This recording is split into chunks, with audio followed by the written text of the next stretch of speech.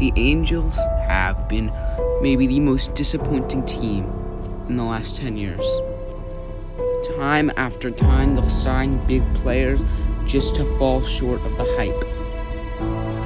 Superstar after superstar added, they still manage to fall short every single time. The Angels have built up a reputation for screwing up many signings, and now will they ever be able to stop?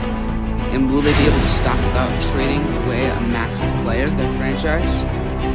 This is Baseball Breakdown.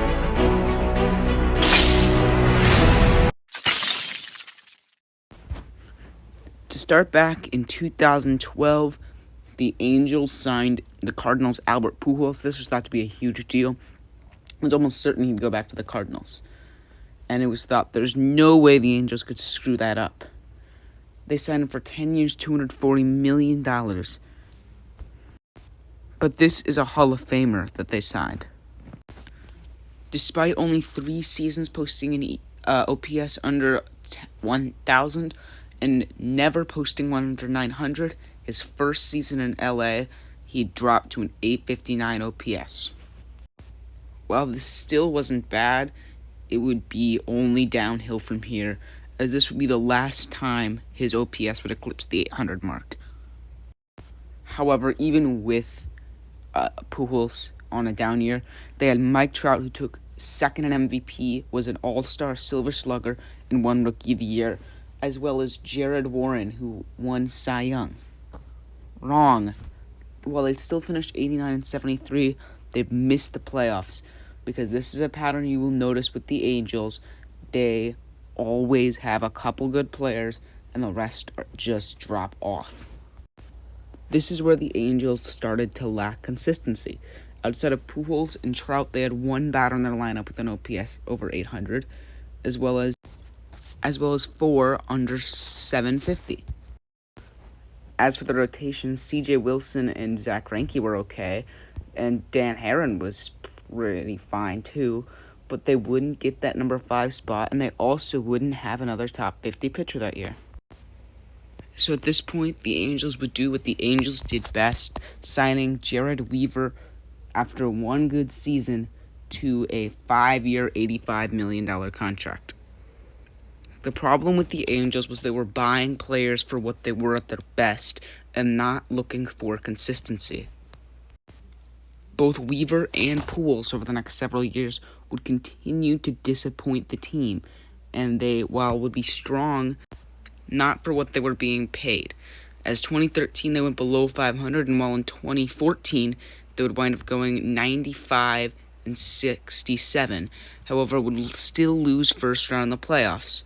2015 they'd miss the playoffs again, bringing us to 2016 where they would fall 14 games below 500. The team wouldn't have an ace pitcher. Jared Weaver had completely collapsed, and at this point, Albert Pujols, due to his age, was really barely playing above average.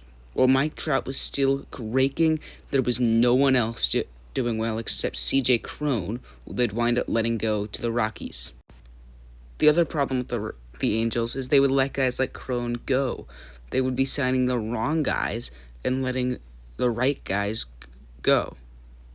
After another weak 2017 team finishing below 500, 2018 was looking ahead as they had just signed Shohei Ohtani, who was already the number 1 prospect, as well as the young Tyler Skaggs, who was finally in the majors. However, this season would not live up to what they thought it was, despite bringing in Justin Upton. He also was very underwhelming.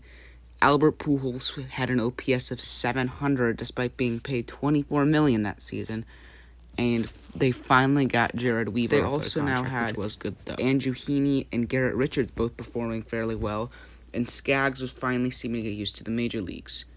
While this year wasn't the year, they were finally looking ahead as they got a big contract off their back. That offseason, they'd lock Mike Trout in. Shohei Ohtani would be coming up soon, and Albert Pujols' contract would be off their wallet soon. However, 2019 would roll around, and it would be the worst year of their decade. Despite having Justin Upton, he would be even worse this year. Albert Pujols would get a little bit better, but not enough to do anything. Trout was still raking. However, Shohei Ohtani was not living up to the hype they thought he could be. He wasn't pitching at this time, and his hitting, while was solid, was not incredible. Andrelton Simmons was really struggling, as well as David Fletcher. Andrew Heaney, Jamie Barria, Jose Suarez all had their ERAs lit up, and veteran Matt Harvey, who had a 7.09 ERA, wound up not being the largest concern. Details just this season came out that Matt Harvey was a part of a scandal that costed the life of Tyler Skaggs due to a drug overdose. Matt Harvey was supplying some of those drugs, and his 7.09 ERA also cost the life of Tyler Skaggs tragically this season.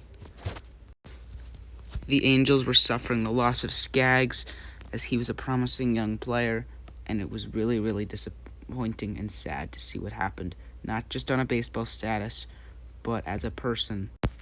The fact that it might have been avoidable. That offseason, the team would take a massive investment in Anthony Rendon. Rendon was coming off of a World Series championship. They'd signed into a monster contract of 7-year, $245 million. However, despite having him, Trout, and Ohtani, who is now pitching, the team still finished under 500. However, on this COVID-shortened year, you can never make a conclusion on how good a team is. The team in 2021, with Shohei Ohtani, Anthony Rendon, Mike Trout, had a lot of promise, and Shohei Ohtani delivered. However, Mike Trout was injured for almost the entire season, and Anthony Rendon also had a season cut short, and while he was healthy, he was very disappointing, as he only was able to post OPS of 712. The team to this point still had never had Trout, Ohtani, and Rendon play a full season healthy together. But 2022 not only could be that year, however, they also picked up free agent Noah Syndergaard. But in typical Angels fashion, Syndergaard was disappointing. Rendon's season was cut short, Trout has been underwhelming, and Ohtani, while has still been lights out, not enough. Unless a miracle happens, the team will once again not be in the playoffs. And they'll also very likely finish below 500. This team has some superstars, and even Taylor Ward has been really good, but they can't win. Outside of Ohtani's Cy Young-like performance, they still have not had a good rotation. Patrick Sandoval has fell through the cracks. Noah Syndergaard has been very disappointing. Michael Lorenzen has struggled, while Reed Detmers has not lived up to the hype. Closer Rachel Iglesias has not shown what he did last year, and this team cannot get everyone going at the same time. This is a pattern that we've seen for many years, and now they're facing another issue. Next season, Shohei Ohtani enters free agency. The Angels, you might be thinking, they can't let him go. However, that's wrong. While it would lose a lot, as he is the face of the franchise, they need more average guys. The money it's going to take to sign him, they could get 3 or 4 really good players.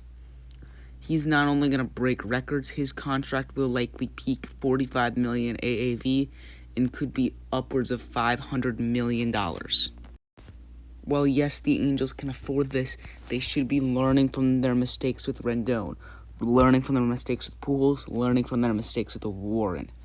You can't put all your eggs in one basket, and that's why they might have to let Ohtani go to be competitive again someday. Thank you for watching. Like and subscribe for similar videos, and I'll see you in the next one.